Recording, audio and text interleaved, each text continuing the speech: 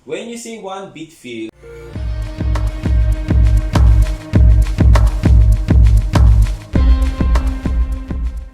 okay guys, 3 basic fill-ins. 1 beat feel, 2 beat feel, 1 measure feel. So let's concentrate muna ngayon sa 1 beat feel. When you say 1 beat feel, naalala nyo yung tinuro ko sa inyo na counting on the hi-hat? Okay, so paano yun? So ulitin ko lang. 1 and 2 and 3 and 4 and. Again, 1 and 2 and 3 and 4 and. Basically, at that counting, kinakount ko pati yung end. Natitinig naman natin, di ba? Audible naman yung end. 1 and 2 and 3 and 4 and. So we call it 8 notes pa nagbabasa ka ng notes. Okay? Pero dun sa, as I said, dun sa mga hindi pa nagbabasa ng notes, just try to memorize sa counting. Okay, pero ang gagawin natin ngayon is, let's count again the 1, 2, 3, 4. Inalis ko lang yung end. Kanina, 1 and 2 and 3 and 4 and. Again, alisin natin lahat ng end in between na counting. Let's do 1, 2, 3, 4. So, manonotice nyo, hindi ako nagbago ng tempo. Okay? So, inalis ko lang yung end. Hindi ko na rin pinlay yung end. Ang pinlay ko na lang is 1, 2, 3, 4. Ngayon, ang tanong ng iba, okay, paano yung end? Okay guys, we'll just focus on the imaginary counting ng end. So, ibig sabihin, ika-count mo yung end, sa isip mo lang, or pwede mong sabihin. Parang ganito. 1 and 2 and 3 and 4 and. One more time. 1 and 2 and 3 and 4 and. Okay, so notice yung clap na ginagawa ko. That's 4 beats. Yun yung magiging reference natin dito sa sinasabi ko sa inyo ng 1 beat feel, 2 beat feel, 1 measure feel. Again, let's focus on the 1 beat fill-ins. Okay, when you say what fill-ins, so saan ba siya nangyayari during pag-play ka ng drums? Okay guys, so i-demo ko ngayon yung 1 beat feel. Okay, 1 beat feel goes like this. So I'll count yung 1, 2, 3. Okay, gaya ginawa natin kanina na inalis ko yung end. Before I play yung basic pattern natin na i-apply para dito. I'll count with my drumstick. 1, 2, 3, 4. 1, 2, 3, 4. Okay. So yung 1 beat fill na ginawa ko, kung titingnan natin, madali na masundan. Yung fill-ins nangyari, what count? On the 4th count. So yung 4th count na yon is considered as 1 beat fill-ins. Bakit? Isa lang count eh. Yung fill-ins ko, in-apply ko siya on the count of 4. Normally, yung ginawa ko kasi doon sa mga marunong mag-note reading or may background sa note reading, that's 4/16th note. Because 1 beat fill is equivalent to 4/16th note. Okay? Pero doon sa mga hindi nagbabasa, huwag niyo muna intindihin yung 16th note. You just apply right, left, cymbals. Okay? One more time. 1, 2, 3, right, left. Okay? Kung hindi ko lalagyan ng cymbals, it ends right, left lang. Okay? Now, let's try ngayon, if you remember, yung basic beats na in-apply natin, which is the first pattern ng basic beats. 3 basic beats. So, ano yon? Ito yon. Bigyan natin ulit. Based on the tempo na ginawa natin, as I said kanina, imaginary lang na 8 note. Pero ngayon, ika-count na natin yung 8 note para mas maintindihan pa natin kung paano mag-flow yung fill-ins dun sa beat na basic. Okay? Ano yung first basic beat natin? 1 and 2 and 3 and 4 and. Tama? Again? 1 and 2 and 3 and 4 and. Okay? So, assuming na na-practice mo na itong beat na to, bago mo to practice kailangan na-practice mo na to, sanay ka na, medyo tama na yung tempo mo, hindi ka na nalilito sa coordination ng kamay at paa. bago ka mag-practice itong fill-ins na to. Okay, so, pero doon sa mga nag-ensayo na, this is how it goes. Okay, so, habang kinakount natin yung 1 and 2 and 3 and 4 and, uulitin natin na 3 times yung beat. It goes like this.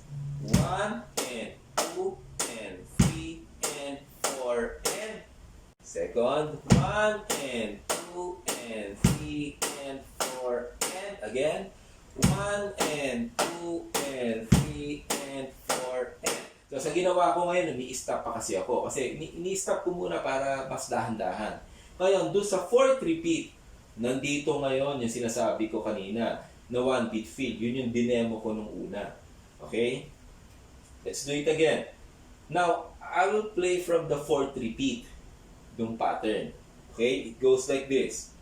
1 and 2 and 3 and okay, so maraming tatanong, paano nangyari doon? Nalito na ako. Okay, so ganito yon. Okay?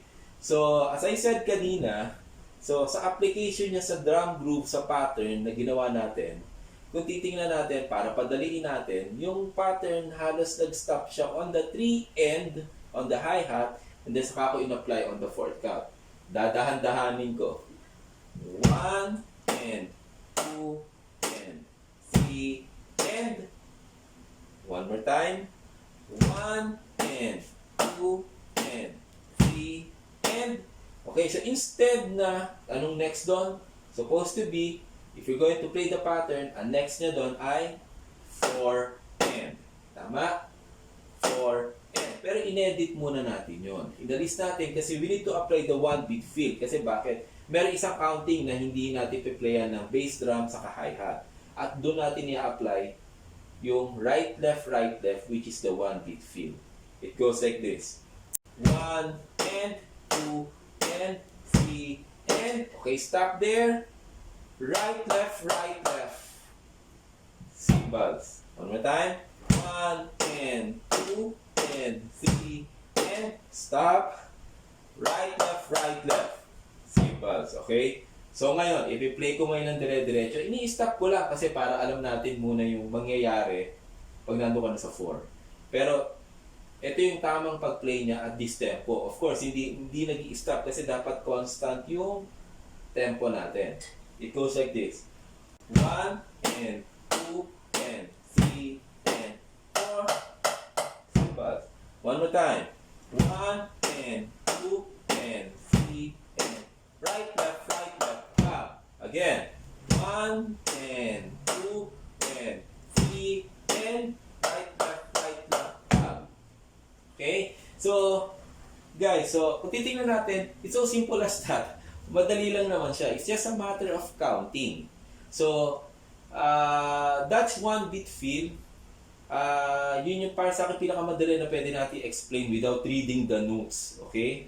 Pero sa mga susunod, actually, natural naman minsan na magagawa natin yun eh. So, we just need to focus doon sa kung paano ko ginawa sa counting muna. Okay? So, huwag niyo muna intindihin yung 16th note, yung mga terms. Just try to play according doon sa ginawa ko. As I said, bago natin apply 1 beat fill, kailangan na master muna natin yung basic pattern na yon. Okay, ngayon guys, ang gagawin natin ngayon is idudugtong natin ngayon sa first 3 repeat na ginawa natin ng pattern, yung basic pattern, and then we'll apply the 4th repeat with the fill-ins. Okay? It goes like this. I'm gonna count with my drumstick again. 1, 2, 3, 4. 1 and 2 and 3 and 4 and second repeat. And 2 and 3 and 4 and third. And 2 and 3 and 4 and fourth. 1 and 2 and 3 and okay? One more time. 1 and 2 and 3 and 4 and 1 and 2 and 3 and 4 and 1 and 2 and 3 and 4 and 1 and 2 and 3 and okay guys, let me explain muna last thing sa cymbals. So, normally kasi when you do the fill-ins, you need to hit the cymbals, okay? So, pag hinit mo yung cymbals, simple lang naman. So, for me kasi I'm using muna na right cymbals lang. Although, may crush cymbal setup ako. Hindi ko muna for space, ano lang, para ma-maximize yung space. Medyo masikip yung lugar natin. Pero you can practice. Kung may ride ka sa bahay, pwede kang ano lang, gamitin mo yung ride. So, kung, as I said, kung may issue ng ingay sa kapitbahay, I'm using mga practice pads lang. Sa cymbal, sa ride. So, normally, isang set yan pag ginagamit natin. Pati bass drum, may practice pad din. So, reason for that, anytime pwede ka mag-practice. Okay? So, wala ka masistorbo. Ngayon, sa lakas na ginagawa ko, of course, malakas dito. Pero actually, pagka lumabas ka sa labas ng bahay, so muffled. Hindi ka makakastorbo ng kapitbahay. Okay? So, again, let's go back there. So, after fill-ins, 1 and 2 and 3 and right, left, cymbals. Okay, so ganoon lang kasimple. Hit the cymbals. So, when I'm hitting the cymbals as much as possible, I'm using my wrist then. Okay, same then. If you have a setup here, same din yun. So, okay, so you don't hit the cymbals sa pagganito.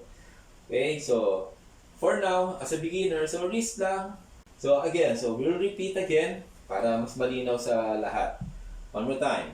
1 and 2 and 3 and 4 and 1 and 2 and 3 and 4 and 1 and 2 and 3 and 4 and 1 and 2 and 3 and okay? So, sa ibang mga video, may makapanood kayo na basic beats din na gano'n, pero ginagawa na dinediretso na sa hi-hats. So, that's good. If you understand the process ng flow, that's good, do it. Okay, pero for those na nalilito pa, so don't do that muna. So, you just focus on the repeating patterns, and then on the fourth measure, you do the fill-ins. Okay, pero sa mga susunod, i-explain ko din kung paano natin ilulup yung beat papunta sa hi-hat ulit, okay? Para mas malinaw. So, ayoko siya madaliin kasi para as in na ano na sa atin, kapag na-incorporate na sa atin mismo yung coordination. As I said, don't worry about the music muna. So, even dun sa groove, don't worry about it muna. Just focus dun sa movement ng kamay, ng paa, and then at the same time, nadagdagan ngayon, which is be aware sa counting. Okay guys, so that's all for now. Itutuloy natin yung lesson natin. Make sure to practice the 1-beat feel. So next, ang ensayuhin naman natin is yung 2-beat feel. Almost same din naman ng process yung mangyayari. So magkaiba lang ng beat, and then meron tayong additional na fill-ins na gagawin. Okay guys, so if you have any suggestions or comments, just feel free to comment dun sa box below. Click subscribe and then hit the bell para ma-notify kayo dun sa mga next lesson natin, which is very important kasi as I said, yung purpose ng lesson natin is not just to teach you how to do the beat. Okay? Actually, pwede mong gawin talaga yon. Just practice the beats. So, pero ang focus kasi ng lesson natin is more on technical side ng mga basic patterns para mas easier to play sa actual song. So, that's all for now guys. So, see you sa next video natin. Thank you.